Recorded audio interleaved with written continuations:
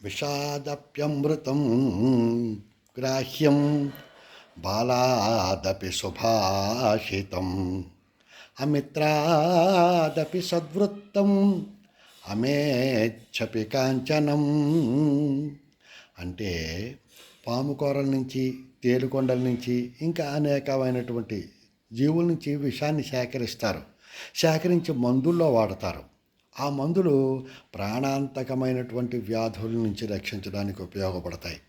అంటే ఆ మందుల వల్ల తిరిగి మనం జీవితాన్ని పొందుతున్నాం, ఆరోగ్యాన్ని పొందుతున్నాం. అంటే ఆ విషం నుంచి వచ్చినటువంటి ఆ మందు మనకి అమృతంలా పనిచేస్తోంది కదా, అదే విషాదప్యమృతం విషం. అలాగే బాలాదపి సుభాషితం, చిన్న కుర్రాడైనా మంచి మాట చెప్పాడు అనుకోండి, మనం వినాలి. ప్రహ్లాదుడు తండ్రికి చెప్పసమితి చెప్పాడు, విన్నాడా? ఫలితం అనుభవించాడు హిరణ్యకశ్యపుడు. అలా కాకుండా మనం చిన్నపిల్లాడైనా వాడు మంచి పాట చెప్పాడు అనుకోండి, వినాలి. కుర్ర నీవేంటి నాకు చెప్పేది ఏంటని మనం అనకూడదు. అమిత్రాదపి సద్వృత్తం, శత్రువు అయినప్పటికీ కూడా, వాడు మిత్రుడు కానప్పటికీ శత్రువు అయినప్పటికీ వాడి దగ్గర ఏదైనా మంచి లక్షణాలు, మంచి ప్రవర్తన ఉందనుకోండి, గ్రాహ్యం, మనం అది తీసుకోవాలి. పూర్వం ఒక రాజుగారు ఉండేవాడు.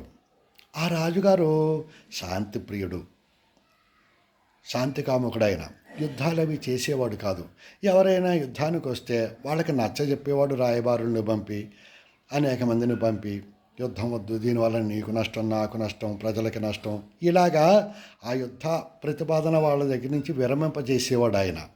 అలా చాలా కాలం సాగింది. అయితే ఒకనాడు ఎవరో పొరుగు దేశం రాజు యుద్ధానికి వచ్చాడు. ఎన్ని ప్రయత్నాలు చేసినప్పటికీ వాడు ఒప్పుకునేదే లేదు, యుద్ధం చేసి తీరవలసిందే అన్నాడు ఆయన. ఆఖరికి రాజుగారికి తప్పలేదు. ఆఖరికి ఇంకా సరే యుద్ధానికి బయలుదేరాడు. యుద్ధభూమి చేరుకున్నారు. ఆ రాజుగారు ఈ రాజుగారు ఎదురుపడ్డారు. అప్పుడు ఆ రాజుగారు, అవతల రాజుగారు చూసేట, ఈ రాజుగారు ఉన్నాడు కదా, శిరస్త్రాణం ఉంటుంది రక్షణగా, యుద్ధంలో శిరస్త్రాణం ఉంటుంది. ఆ శిరస్త్రాణం పెట్టుకోలేదు ఈయన.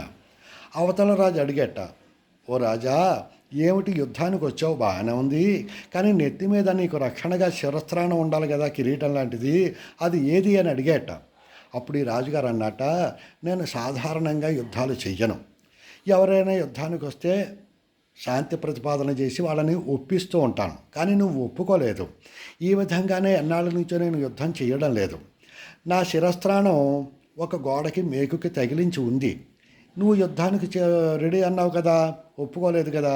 నేను ఆ శిరస్త్రాణం తీసుకుని రాబోతుంటే ఆ శిరస్త్రాణంలో కొన్ని పావురాలు, ఓ పావురం జంట గుడ్లు పెట్టి అందులో ఉన్నాయి. వాటిని పాడు చేయడం ఎందుకు, అనవసరంగా గుడ్లు తీయడం, ఆ పావురాల్ని చంపడం ఎందుకని, ఆ పావురాల్ని చెదరగొట్టడం ఎందుకని నేను ఆ శిరస్త్రాణం తీసుకురాలేదు. ఇలాగే యుద్ధం చేస్తాను, యుద్ధానికి రా అన్నాడు. అవతల వాడు చూశాడు, ఆశ్చర్యపోయాడు. ఇంత శాంతి కాముకుడా, ఇంత మంచివాడా ఈ రాజని. అవతల రాజు, అయ్యో నువ్వు ఇంత మంచివాడు నాకు తెలియదు, మంచివాడు అని నాకు తెలియదు, సరే యుద్ధం వద్దులే అని అవతలవాడు వెళ్ళిపోయాడనమాట.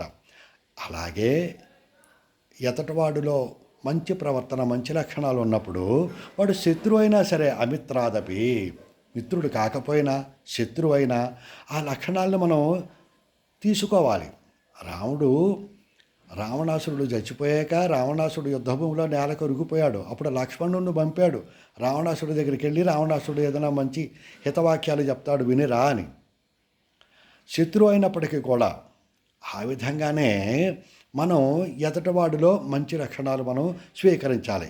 అలాగే అమేచ్ఛపి కాంచనం, మలినం.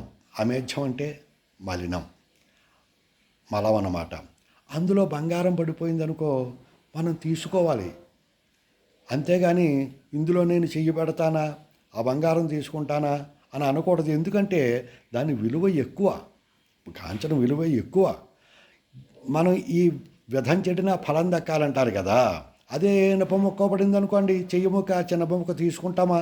తీసుకోం కదా. ఇది కాంచనం, బంగారం. ఇది మనం ఈ వ్యధం చెడినా దానివల్ల వచ్చేటటువంటి ఫలితం ఎక్కువ కాబట్టి మనం తీసుకోక తప్పదు ఆ బంగారాన్ని.